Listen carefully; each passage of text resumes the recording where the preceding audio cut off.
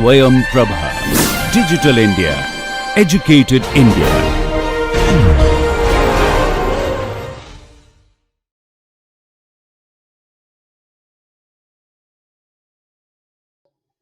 Now, the horizontal force that is acting along AB, curved surface AB, is nothing but the force that is acting on this projected surface OA that we have taken.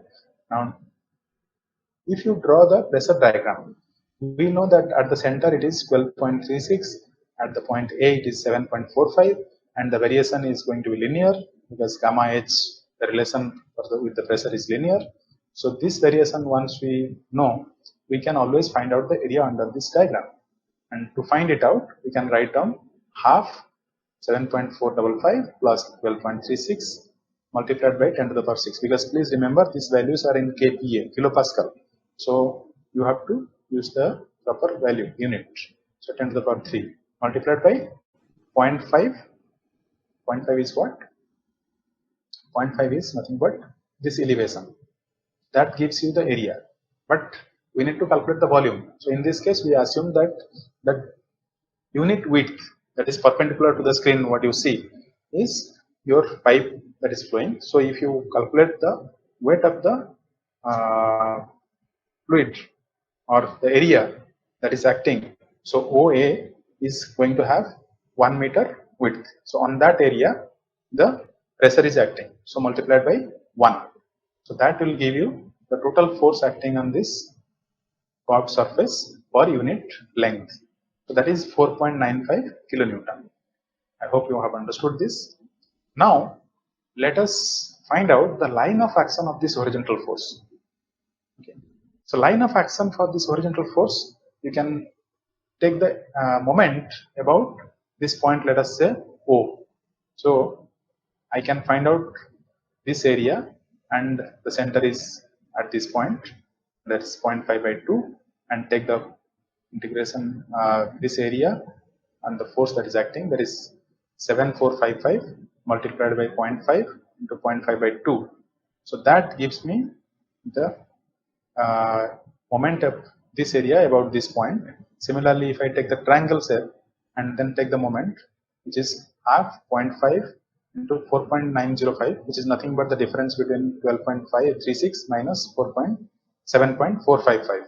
The difference is 4.905 multiplied by 0.5 by 3, because this force is going to act, for the triangular shape, the force is going to act at 1/3 of the height from the base.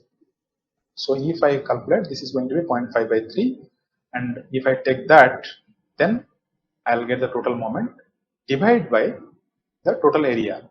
So total area, if you see, it is 7.455 multiplied by 0.5, and it is half 0.5 into 4.905.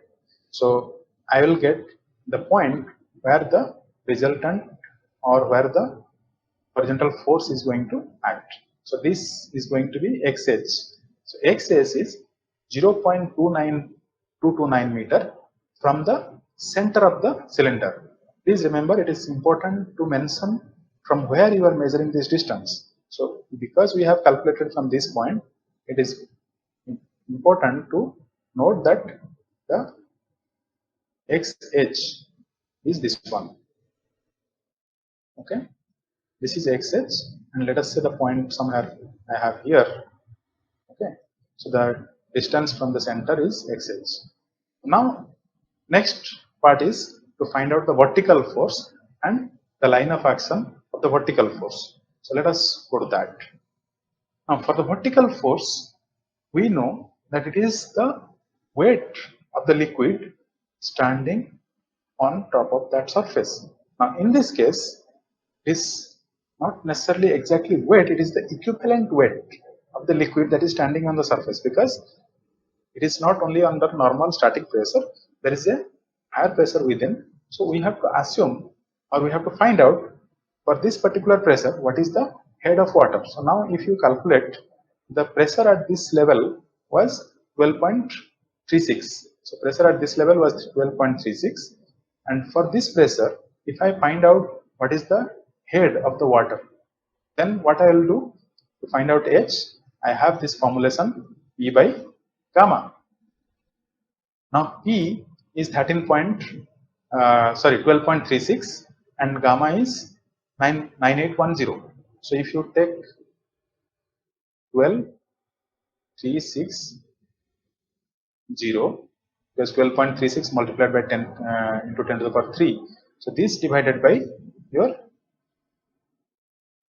9810, which is unit weight of water. So if you do this, you will get some value which is something the order of 1.26. Okay. So this is the height which is, or this is typically the amount of water or head of water that is present at this surface. So we found it out. Now similarly, at this location also I can find out. So I can take again that value 7.455 into 10 to the power 3 by divided by this, or I know that the head, that is 0.5, is reduced. So if I take difference of 1.26 and just take the difference of 0.5 here, I'll get this point or this distance. What is the distance between these 2 points? Okay. But now the idea is to find out what is the volume of water, what is the weight of this volume of water that is shown here as a hatch. Okay. Now to find this volume, I will find out, or weight of this mass of water. So what I will do, I will find out what is the volume of this, and to do that I have taken the area 1.26 multiplied by 0.5. So that gives me the total rectangle. I will subtract this quarter circular portion. So that area is 1 by 4 pi r square, so 0.5 square, multiplied by unit weight, which is your gamma W. So that is going to give me the weight of this mass. Okay. And that is coming up as 4.25 kilonewton. This is nothing but your vertical force which is acting on the surface AB. And what is the direction of that force? The force is again driven by the direction of pressure. What is the direction of pressure? We know that the pressure is going to act normal to the surface. So all these pressures are acting normal to this plane, and if you resolve it, you will find out the vertical force on this plate AB is going to be vertically upwards. So that is how the pressure is acting on this surface AB. So now we need to also find out where it is acting, the line of action of this force or the vertical force. So again we will do the same thing. We will take the moment about the centroid. So if you do that, you take the moment of this rectangular portion and then subtract the moment of this circular quarter circular portion, you will get it.